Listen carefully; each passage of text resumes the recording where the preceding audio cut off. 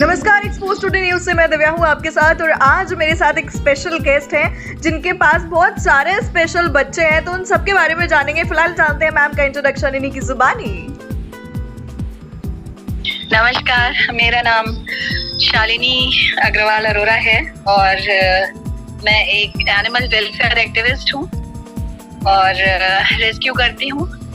जितने जानवर किसी परेशानी से जूझ रहे होते हैं, घायल होते हैं, एक्सीडेंटल होते हैं, उनको रेस्क्यू करती हूँ, उनको उठा करके लाती हूँ। उसके बाद में उनका ट्रीटमेंट करती हूँ और अगर वो रिलीज करने के लायक हालत में होते हैं तो उनको रिलीज कर देती हूँ। अदरवाइज वो फिर यहीं मेरे शेल्टर पर, जहाँ मैं इस समय मौजूद हूँ, वहाँ पर रहते हैं। शेल्टर का नाम है प्रेम आश्रम और मेरी संस्था का नाम है mercy for all society. Yes, तो शालिनी जी, सबसे पहले तो मैं इन्हें जानवर नहीं कहूंगी, मैंने आपके छोटे छोटे बच्चे कहूंगी जिन्हें आप बहुत शिद्दत से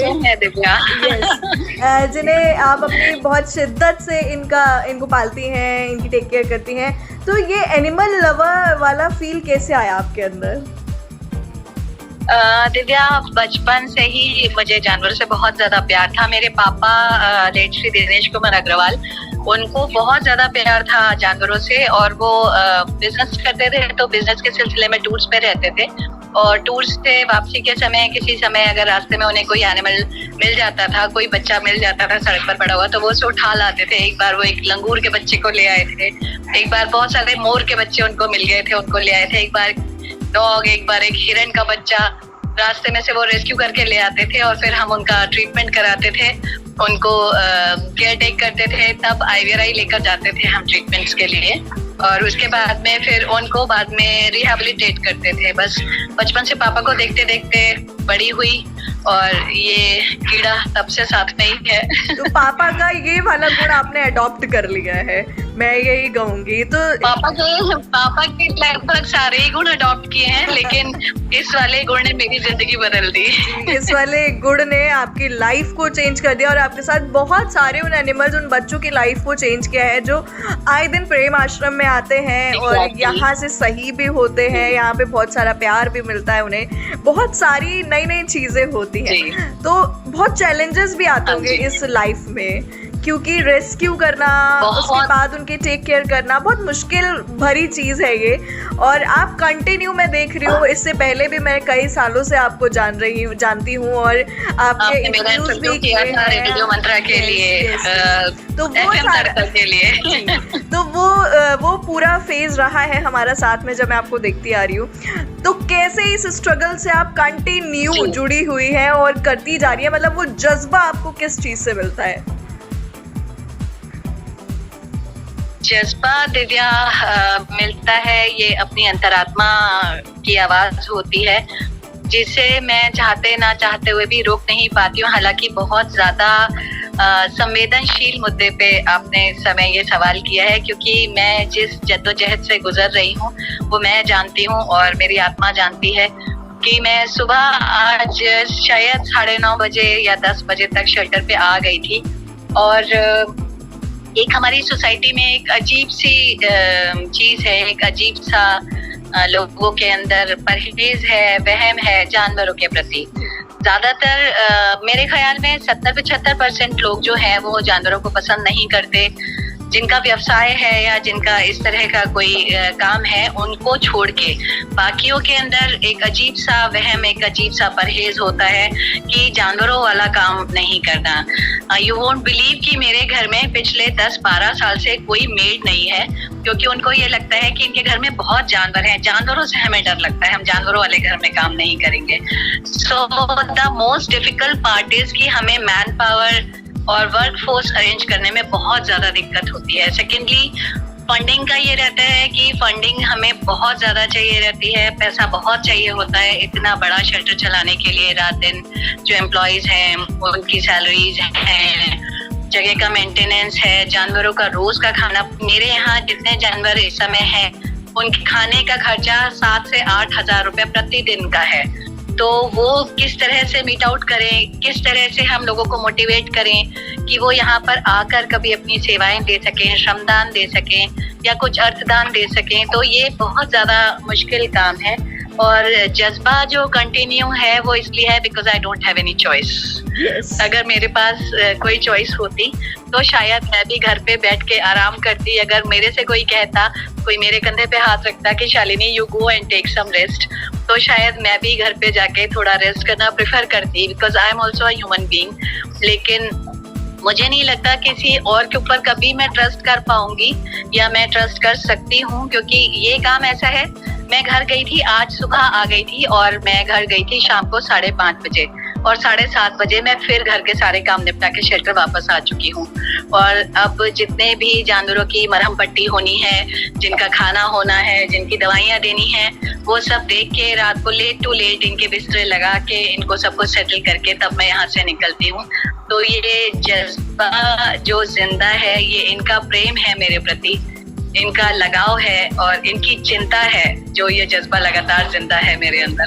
तो ये प्रेम आश्रम से मिलने वाला बहुत सारा प्रेम है जो कि बार बार आपको इधर खींच के लाता है, डेली खींच कर लाता है।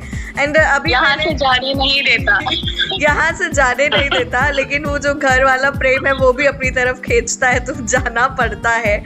अभी रिसेंटली मैंने देखा कि आपने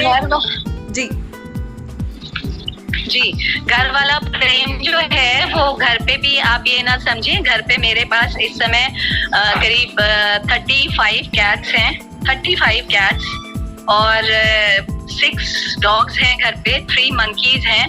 तो उसमें से एक मंकी जो है वो ब्लाइंड है, टोटली ब्लाइंड, वो देख नहीं सकता, उसको हाथ से खाना खिलाना होता है। और एक फीमेल डॉग है, वो अपनी याददाश्त खो चुकी है, एक चोट के बाद बोलना भूल गई है, उसको संभालना। और उसके बाद में एक छोटा बेबी मंकी है, उसका नाम है प्रभु अरोरा। तो वो बहुत ज्यादा डेस्परेटली मेरा वेट करता रहता है कि मम्मी कब आएगी, कब गोद में उठाएगी। तो ये वो वाला जो घर वाला प्रेम है वो भी यही वाला प्रेम है, देयर इज नथिंग डिफरेंट। तो ये प्रभु अरोड़ा है, प्रभु अरोड़ा को मैं लास्ट 3 इयर्स से जानती हूँ और अब वो 3 साल का हो गया है मेरी नॉलेज में। मैम अभी मैंने रिसेंटली देखा कि आपने काऊ को भी रेस्क्यू किया है, जो कि पूरी कोलतार में डिप थी बुरी तरह से, और कुछ लोगों की मैं कहूँगी उन लापरवाही की वजह से उन गाय को अपनी जिंदगी के साथ मतलब कह सकते हैं कि उनके लिए जिंदगी मौत वाली जंग थी वो, जिसमें एक ने शायद अपनी जान भी गंवा दी। हाँ जी, जिंदगी मौत वाली जंग तो एक छोटा शब्द हो जाएगा दिव्या। ये क्रूरता की इंतहा थी कि हम कल्पना नहीं कर सकते कि हम अगर गर्म चाय भी हमारे ऊपर थोड़ी सी गिर जाए या हम अचानक से किसी गर्म चीज को छू दें, तो ये जो टिप होती है ना हमारी, इसकी भी जलन हमें बर्दाश्त नहीं होती। और पीडब्ल्यूडी के जो स्टोरेज हैं कोलतार के, ये टेलापीर से जब हम आईवेराई के टुवर्ड्स पिछले वाले गेट के टुवर्ड्स जाते हैं, वहाँ पर पीडब्ल्यूडी के बहुत सारे स्टोरेजेस हैं जहाँ पर गर्म कोलतार वहाँ टैंकों में भरा रहता है। ये दोनों गायें उसमें गिर गई थी।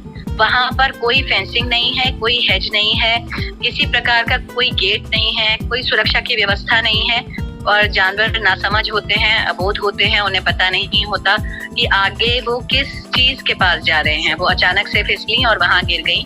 जब तक सूचना हमें मिली, जब तक कि रेस्क्यू करने के लिए गए, तब तक बहुत ज्यादा गंभीर दशा थी। वो पूरी कोलतार में चिपक गई थी, उनकी आंखें, उनकी नॉस्ट्रिल्स, उनका मुंह, उनकी पॉटी वाली जगह, सूसू वाली जगह, एवरीथिंग वाज लॉक्ड विद कोलतार। और उसके बाद हमने देखा कि एक को उठाते ही बछड़े को उसका हार्ट फेल हो गया, क्योंकि वो देख नहीं पा रहा था, सुन नहीं पा रहा था, समझ नहीं पा रहा था। और एक बात मैं आपको और बताऊं कि जितना बड़ा जानवर होता है उसका हृदय उतना ही ज्यादा कमजोर होता है, उतना ही कोमल होता है। हमें देखने में लगता है कितने बड़े बड़े इनके शरीर हैं, लेकिन मैं जानती हूँ कि जितना बड़ा पशु होता है उसका दिल बहुत नाजुक होता है, हल्की सी चोट से टूट जाता है। तो बहुत ज्यादा तकलीफ में था, उसका हार्ट फेल हो गया। और दूसरी को हम उठाकर यहाँ पर लाए, एंड यू वोंट बिलीव कि जब हम उसको लाए थे तब तक हमें ये लग रहा था कि वो एक बछड़ा है, जबकि वो एक गाय थी। उसके सारे के सारे ऑर्गन्स, उसके लिम्स और उसके सारे जितने भी मतलब इतनी बुरी तरीके से उसके कोलतार लिपटा हुआ था कि उसको हमें उतारते उतारते 15 दिन का समय लगा। चाकू से, चम्मच से, कैसे भी करके उसका कोलतार उतारते रहे। मेरे हाथ कट गए थे उसका कोलतार उतारते उतारते। जगह जगह उंगलियों में टेप लगा के मैं गुलजार उतारती थी उसका, क्योंकि मुझे लगता था कि हाँ कितना दहा होता होगा उसको, कितनी तकलीफ होती होगी। लेकिन आज वो गाय बिल्कुल स्वस्थ है, हमारे पास है। मैंने उसका नाम लीला रखा है। और इतनी के बाद में फिर ये लगता है कि अब हमने इतने दिल से लगा के, कलेजे से लगा के इस बच्चे को सहेजा है, तो अब हम उसे कहाँ छोड़ दें। इसलिए लीला हमारे साथ ही रहती है। और बहुत आश्चर्यजनक और बहुत ही सफल वो रेस्क्यू रहा था मेरा। और पीडब्ल्यूडी के बारे में मैंने कई जगह शिकायतें भी की थी, मुख्यमंत्री पोर्टल पे शिकायत की, न्यूज़पेपर्स में बताया, मीडिया को बताया और डीएम साहब से शिकायत की। लेकिन वो अभी भी दुख के साथ कहती हूँ कि ये भारतवर्ष है, इसमें जो व्यवस्थाएं हैं वो इतनी अव्यवस्थित हैं कि उनको, मुझे लगता नहीं है कि कोई जल्दी व्यवस्थित कर पाएगा। वो अभी भी वहीं पर वैसे ही है कि लोग जल्दी अडॉप्ट नहीं कर पाते हैं ये एनिमल लव को और साथ में जल्दी इनसे इंटरेक्ट नहीं हो पाते हैं। तो गवर्नमेंट भी मुझे लगता है कि कहीं ना कहीं जो अधिकारी जो अपनी लापरवाही दिखाते हैं वो भी मुझे लगता है कि अब इनसे लगाव या अटैचमेंट नहीं कर पाते हैं। तो क्या कहना है इस पर? ज्यादातर केसेस में दिव्या क्या होता है कि अगर हम कहीं शिकायत, मैं आपको अपना पहला जो मेरा अनुभव था थाने जाने का वो मैं आपको बताती हूँ कि एक बहुत साल हो गए इस बात को, शायद 16 या 17 साल पहले की बात है कि 3 पपीज थे, उनको हमारे एरिया के एक व्यक्ति ने गाड़ी से कुचल के मार दिया था और वो बहुत बुरी तरह से कुचले गए थे। उनके मुंह, जबड़े, उनके दांत सड़कों पे पड़े हुए थे। And I was so hurt and so shook up कि मुझे ये लगा कि ये क्या किया इसने। और मैं उन बच्चों की बॉडी को समेट के चादर में रख के और मैं थाने गई। मैंने थाने जाके जब इंस्पेक्टर से कहा, मैंने कहा कि सर देखिए कि कैसे उसने बच्चों को कुचल के मारा है, तो वो मेरी तरफ उन्होंने बड़े प्रश्नवाचक निगाह से देखा और फिर उन्होंने कहा कि मैडम पिल्ले ही तो हैं, क्या हो गया? तो मैंने कहा पिल्ले ही तो हैं, क्या हो गया? ये जान थी किसी की और किसी को किसी की जान लेने का कोई हक नहीं है। उसके बाद में मैंने तमाम प्रयास किए। फिर मैंने श्रीमती मेनका गांधी से इस पूरे मसले को डिस्कस किया, उनसे शिकायत की, तब उस व्यक्ति के खिलाफ एफआईआर दर्ज करवाई और वह शायद पहला केस था जो मैंने दर्ज करवाया था पशु क्रूरता में। और उसके बाद फिर तो मेरी दुश्मनी ही दुश्मनी हुई। मेरे दुश्मन इतने हैं कि गिनना कम पड़ जाएगा सिर्फ इसी पशु प्रेम की वजह से, क्योंकि आप लोगों की मानसिकता को नहीं बदल सकते। कितनी भी मर्जी हम अवेयरनेस ले आए, कितनी भी मर्जी हम कोशिश कर लें, रात दिन हम लोग कोशिश करते रहते हैं कि लोगों के दिल में ये भावना जागे। सो एक्सपोज टू न्यूज़ में ये थी हमारे साथ शालिनी अग्रवाल अरोड़ा जी, जो कि पशु प्रेमी है, बहुत बड़ी पशु प्रेमी है। तो इनकी बातें सुनने के बाद मुझे लगता है कि आपका ज़मीर इतनी तो गवाही देगा ही कि एटलीस्ट इनकी तरह 30, 40, 45, 50 पशु बच्चे नहीं, आप एक एनिमल अडॉप्ट करके उसकी टेक केयर कर सकते हैं, उसको ही सके, उसको फूड प्रोवाइड कर सके, उनको प्यार दे सके, क्योंकि ये भी एक बहुत अलग तरह का प्यार होता है जिसे मैं फील कर सकती हूँ बिकॉज मेरे घर में भी एक पेट है। ये प्यार आपको एक बार लग गया ना तो भाई ये पीछा नहीं छोड़ता है, मैं इतना बताऊँ आपको। एंड एक्सपोज टुडे न्यूज़ में ऐसे ही अदर गेस्ट से मुलाकात कराती रहूंगी आपको, जो कि हमारे स्पेशल गेस्ट होंगे, उनसे भी मुखातिब कराऊंगी बहुत जल्द। अलविदा, धन्यवाद।